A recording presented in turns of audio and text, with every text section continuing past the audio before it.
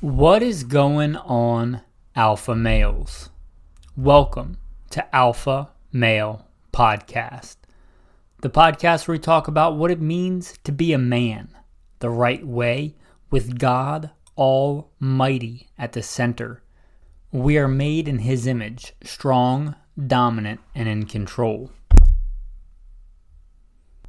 Today I want to start off talking about hunting, getting started in hunting. I think I'll do a dual episode. The guns and kit and stuff like that will be in another episode on Gunfighter Life if you don't listen to Gunfighter Life. And if you want to hunt with archery, I just did an archery setup episode that should come out before this one airs. But first of all, I guess, why do we hunt? Hopefully we hunt for many reasons. The same reason we do everything in life should be to grow closer to God. That's our prime directive, right? To love God with all your heart, with all your soul, with all your mind, and with all your strength, and to love your neighbor as yourself. The first commandment and the second that's like it. So we should seek God in the wilderness, in the wild places, in our hunting, serving Him in everything that we do. Also to put meat on the table for us and our family, if you have a family. Putting meat on the table as a man, I think that's an important manly thing. I think a lot of people have kind of forgotten that, or they just go to the store and buy it wrapped in cellophane. And I go to the store too, there's nothing wrong with that. But being able to, even if there is nothing wrapped in cellophane at their store, even if there is no store, you should be able to put meat on the table. That's a learned, acquired, and perishable skill. I think it is a good skill to have, to literally be able to put meat on the table. Things that you need. Things you're going to need. A big thing that you are going to need is patience. Patience is important. Patience is key to many things in life. Hunting is part of that. Now, I grew up hunting where you just sit in a stand and wait and wait and wait. That's not the kind of hunting that I like to do. That's the way a lot of people hunt east of the Mississippi. And if that's the way you have to hunt, then have at it. That requires a lot of patience. But pretty much any kind of hunting, spot and stalk hunting, still hunting, bird hunting, anything generally, fishing, it all requires patience to some degree. Especially in a culture where so many of us just want it right now on Instagram. We want TikTok, whatever the thing is. You want instant stimulation. You want to find whatever you want right away. You want to be able to Google it and find it right now. Hunting doesn't really work like that, right? The deer are trying to not get killed by you. The pheasants, the black bear, whatever it is, they're trying to not get killed. They don't care, right? They're not getting paid by somebody to show you what you want. I think that might be a good, healthy lesson for a lot of men. That's one of the reasons I like podcasting. I like the long form. I don't particularly like, I got rid of, deleted from my phone, the TikTok thing. I think that's borderline just evil.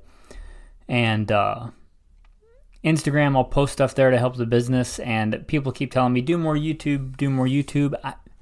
I really have no desire to be YouTube famous. I put up a couple of videos on YouTube, several videos, and a couple weeks ago, I posted 2 exact videos, pretty much the same title, everything. One was like the 1-minute shorts, which I would consider basically entertainment.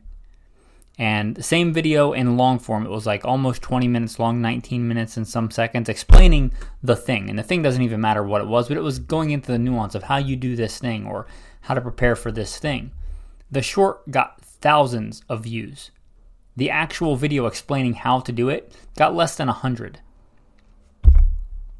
And I don't really like that, right? So the short one is entertainment. The longer form one is actual teaching and explaining. People nowadays seems like they just want to be entertained. They want everything right now and they want to be entertained. It seems like many times, many people today just want to get the satisfaction of thinking they know something without actually taking the time to learn it and do it. They want to see a thing and think, oh, I've seen it, now I can do it, or now I know it, or now I'm satisfied.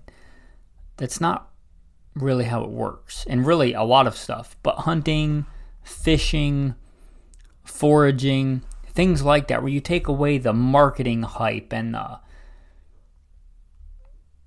people trying to push you a product and get you to do this thing right now or click this thing right now or make ad revenue to entertain you.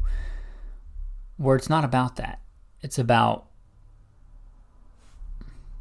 tracking down a beast of the field or a bird of the air, killing it, processing it, and eating it. It's a long form process. Rarely do you just go in the woods and then 3 steps later you have a deer. I've been on some short hunts, been blessed to be on some short hunts, but most hunts don't go like that. And that kind of patience, learning, there's not a bunch of marketing companies trying to give you exactly what you want on this hunt and make it go the way that you want, right? That deer doesn't want to get killed by you. That duck doesn't want to get shot by you.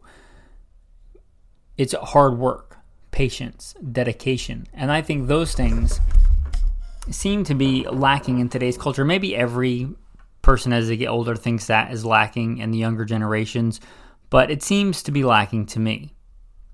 Hunting is a place you can bring that back, where you can find a little bit of that old school stick-to-itiveness, patience, hard work. Another thing that will serve you well in hunting is critical thinking. I just put out an episode again on critical thinking in hunting. The gift that God gave us with our powerful brains is what makes us the most deadly and powerful hunters on earth. Of all the predators in a body on earth, we surpass any of them, right? Because even a simple man can form a spear and be the rival of any lion if he has courage and a spear. Our brains, the ability to think critically, the ability to study our prey, our quarry, to think ahead, right? Critical thinking is a huge thing. And I think another thing that may be sort of lacking, where everything is kind of served to you on a platter in the Western world. Not everything, but a lot of stuff. Like everything's climate controlled. You're a little bit chilly, you turn up the heat. You're hot, you turn on air conditioning. And my wife and I live large chunks off-grid as neo-nomads. You guys might know that, but most people don't. Most people, they go from climate-controlled place to climate-controlled place. And hunting's not the only way that you can use critical thinking, but it is a way. Critical thinking. There's more than one way to hunt a deer. There's more than one way to hunt a duck. Now, a lot of that is limited because of legalities, which I guess we should get into probably next. But a lot of that is limited, like it's limited to certain kinds of weapons you can use in certain days of the year and things like that. And that's all kind of artificial regulation that's placed on it. But even within that, you can think critically a lot of times. How are you going to hunt this ridge? How are you going to hunt this mountain? Or you have these thousands of acres to hunt. Where are you most likely to find deer? You have a plan and you get there and your whole plan goes to naught. You realize right off the bat, bad plan, not going to work. You got to adapt on the fly. You got to be adaptable. You got to use your critical thinking. That happens all the time. And hunting is a good way to hone in on that and resharpen that. On the government regulations, I am not giving you legal advice. You need to find out what the regulations are in your area. But in pretty much every state that I'm aware of, you can hunt something. Even New Jersey, is thick with black bear, I think. I think even New Jersey has not banned hunting rifles yet. So now is the time to be thinking about that. Now is the time to be looking at what you can hunt, where you're at. But regulations, now is probably the time to look into getting your hunter safety. I took mine when I was a young boy. I forget even how old. But you likely need that in a lot of places. Look at getting your hunter regulation things. Look at studying animals. And this may sound rudimentary for somebody that's hunted their whole life, but know the difference between a black bear and a grizzly bear. Know the difference between a spike and a fork legally in your area, things like that. Get to know all the regulations, the regs, and get out and explore. A lot of the hunting success is put in hard work ahead of time. Scouting, reconnoitering, doing recon, knowing that area, knowing the animals. So get all squared away legally. Have a plan for what you're going to hunt, where you're going to hunt, when you're going to hunt it. Study those animals, especially if you're not a normal hunter, if you're just getting into hunting. And here's the thing, right? We think of our forefathers here in this country as great hunters. Many of them were, but I do believe when they came here from Europe, if you're of European descent, like hunting in Europe for a long time was for the nobility. So many of those men, the Puritans, the people that came to settle Jamestown and stuff, they weren't great hunters. They learned it, and their kids learned it. And you can learn it too. They became great hunters. The French Huguenots that came over and did the fur trading and stuff in Canada, and again, the descendants of Jamestown and the Puritans, they learned to hunt with what they had. They used their brains that God gave them and became successful hunters, mountain men. You can do that too. Right? Those same qualities that were in them are in you. They learned it. You can learn it. It's not some secret society that you have to be a part of or born into, like nobility, right? In a lot of places it might seem like that, but no. You can learn to hunt. You can get out and hunt. So I'd encourage you to figure that out. Also, and you put a lot of time into, a lot of hunters do, getting the animal, and that's great. But once you get the animal, if you've never done it before, do you know what to do now? Do you know how to process that game? And I'll get into guns and knives and weapons and things on a different episode, probably of gunfighter life. But how do you process that animal? Knowing how to deal with that animal, whether it's a goose or a deer or even a fish, right? Like, what do you do with it? And if you've never done it before and you've never had somebody show you literally hands-on, you're just going to have to go from book knowledge, from pictures. It's not that hard. So when I told one of the patrons that I would consider a good friend at this point, that I try and give advice to, and I said, man, don't overthink it. If you're taking meat off the bone, you're doing okay, right? It's not like some movie ticking time bomb where you got to cut the red or the green wire, and if you cut the wrong one, everybody's dead. Like, once you get humans have been butchering animals probably in many different ways in many different cultures throughout history. If you're taking meat off the bone, okay, don't cut yourself. Try not to get a bunch of nasty guts and offal on your meat, but if you do, you can wash it off. It's not going to kill anybody.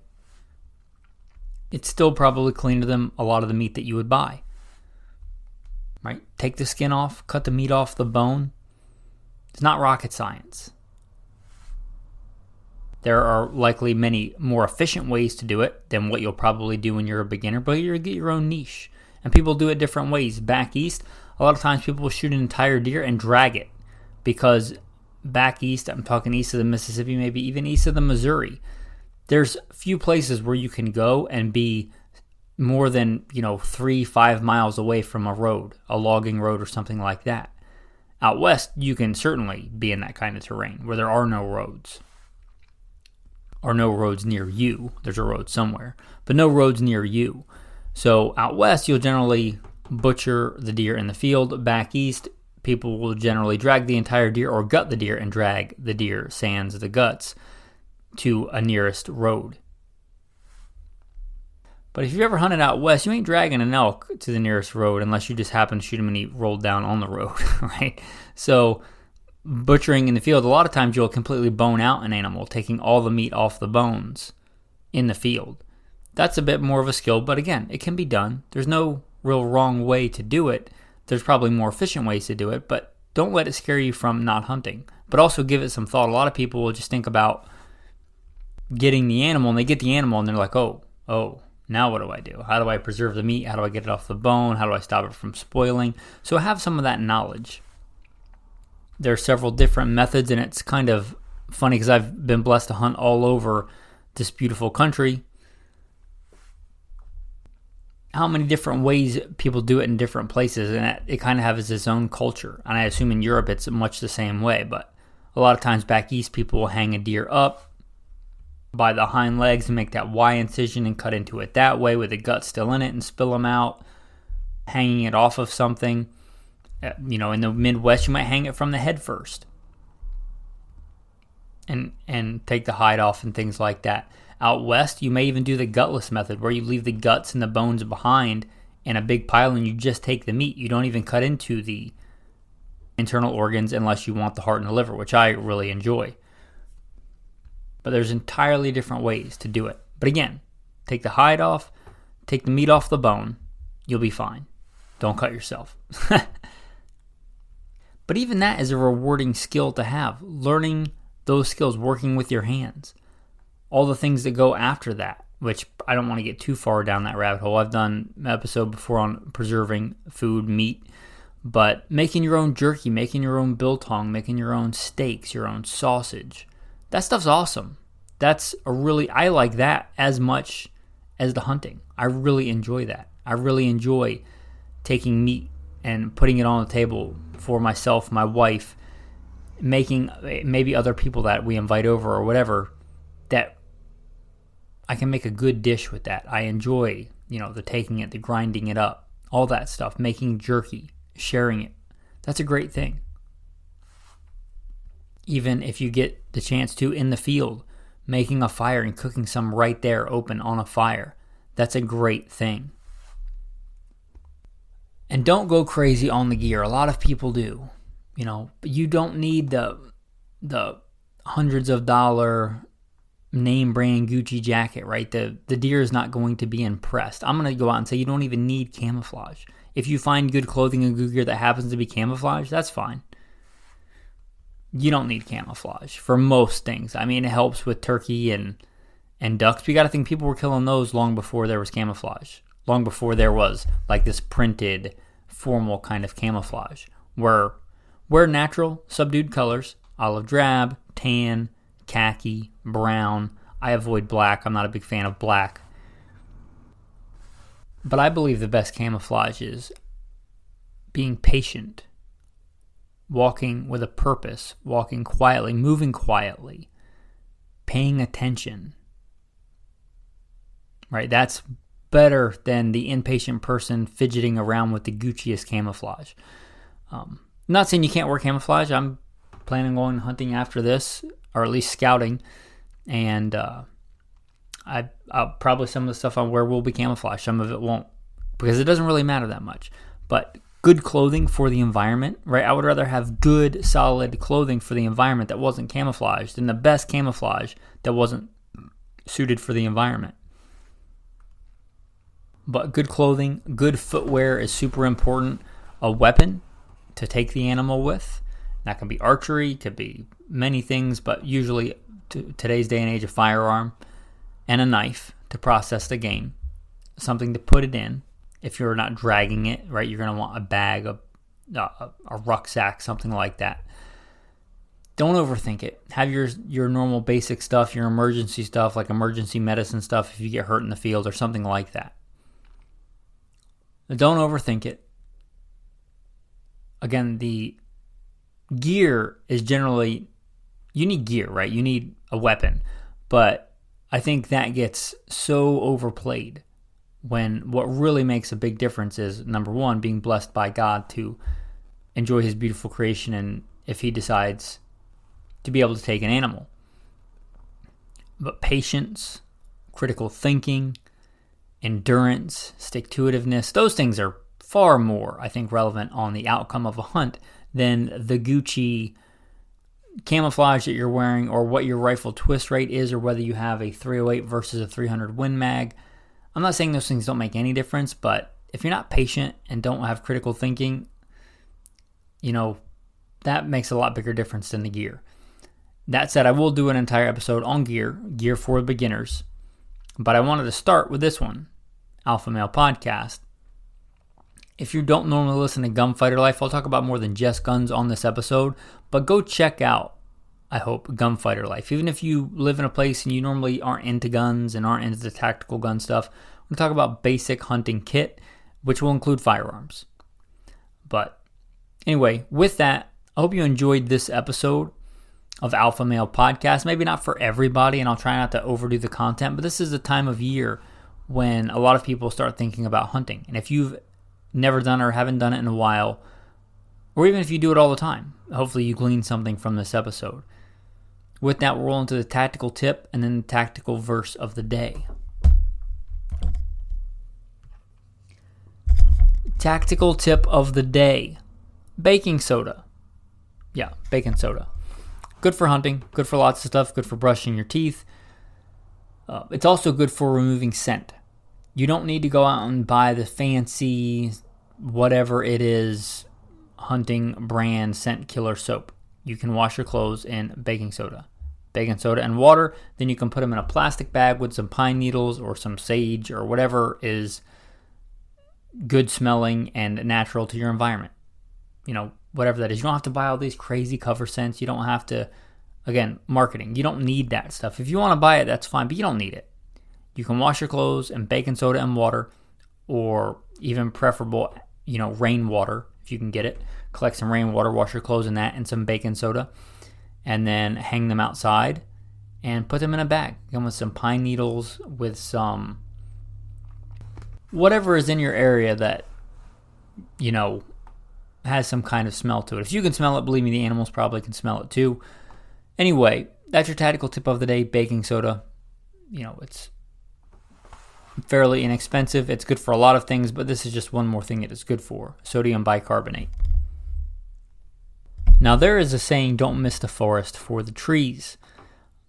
That's a saying. I understand what it's supposed to mean, but I'm going to put it to you this way. The tactical verse of the day, I think, will tie into this.